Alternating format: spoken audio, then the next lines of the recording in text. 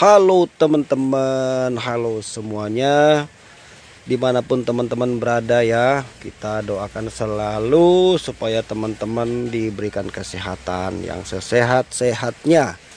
Amin, amin, amin. Jumpa lagi teman-teman dengan saya di Rayudi Channel.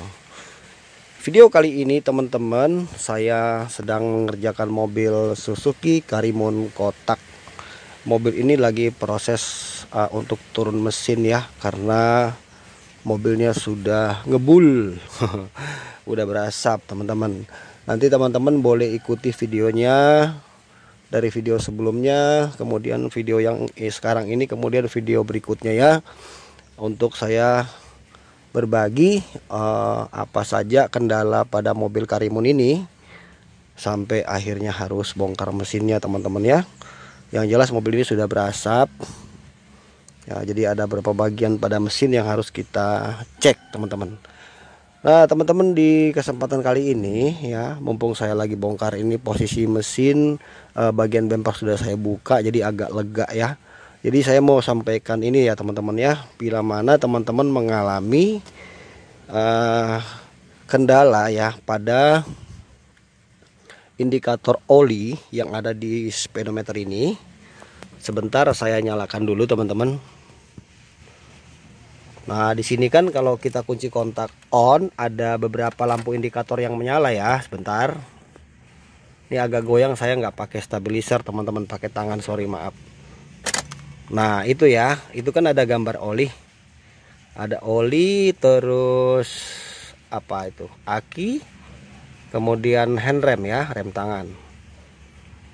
Nah ini kalau misalnya gambar oli ini tidak menyala, kita nanti tidak tahu ya teman-teman ya, apakah di mesin kita olinya masih ada, apalagi kita tidak jarang mengecek gitu ya. Kemudian kalau oli logo oli ini tidak menyala, indikator ini tidak menyala juga, nanti bisa berisiko kan, kalau sampai tidak ada oli, waduh, nanti mesin bisa rontok. Nah jadi kalau misalnya mengalami indikator oli ini sampai tidak menyala ya, nanti kita akan lihat di mana ya teman-teman ya penyebabnya gitu. Jadi saya di sini akan menjelaskan kepada teman-teman. Oke. Nah jadi sekarang sebelum kita lanjut teman-teman, seperti biasa saya mohon bantuan teman-teman ya untuk subscribe yang belum subscribe, karena subscribe itu gratis. Terima kasih teman-teman. Oke, saya jelaskan terlebih dahulu teman-teman ya.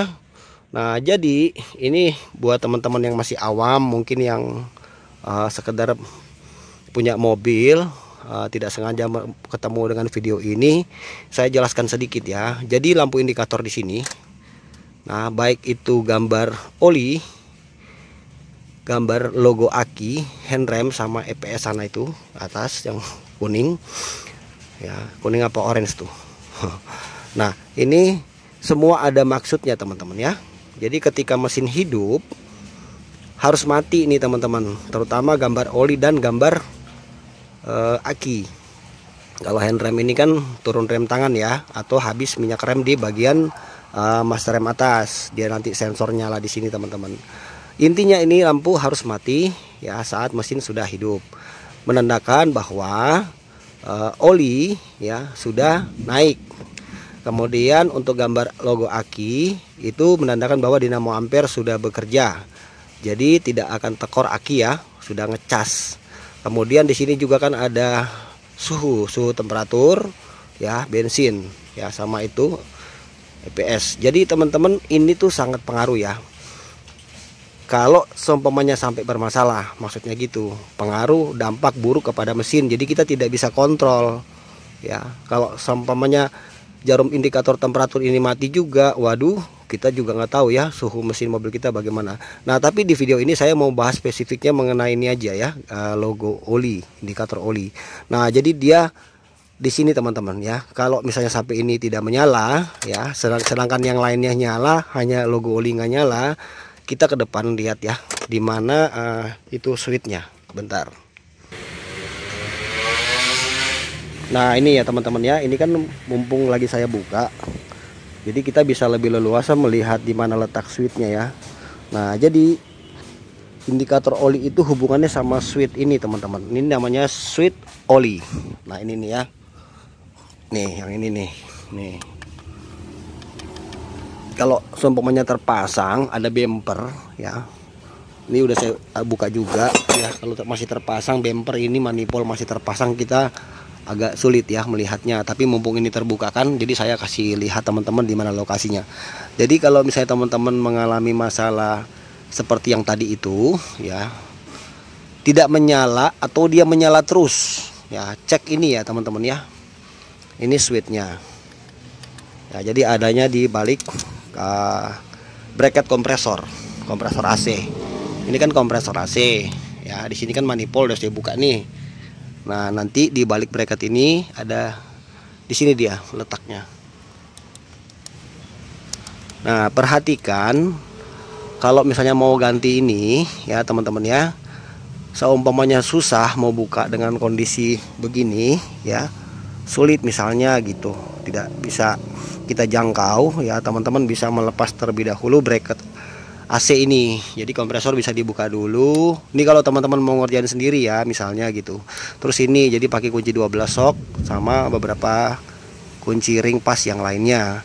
Lalu cek ini switchnya nih ya, bisa jadi juga karena kabel di sini mungkin terputus beradu dengan body, dengan ground, akhirnya lampu indikator tuh menyala terus. Atau tidak menyala, bisa juga kotor, kendor, atau memang switchnya ini rusak. Ya, jadi saya ulang, dia adanya di balik kompresor, di atas filter oli. Nah ini ya, tidak jauh berdekatan ya. Nah itu teman-teman, jadi kita tinggal buka ini.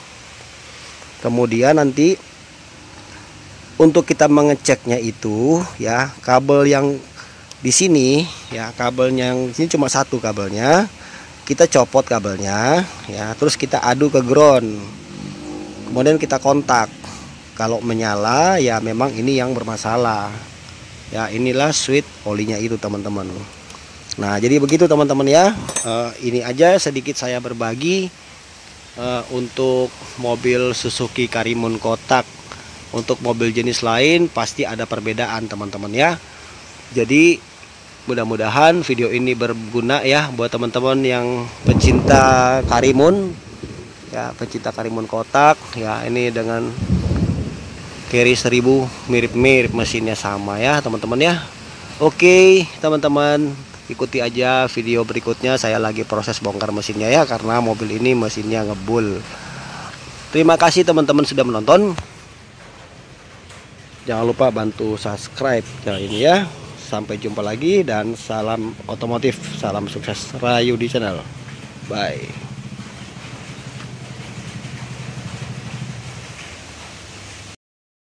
Jangan lupa like, komen, subscribe Rayudi Channel.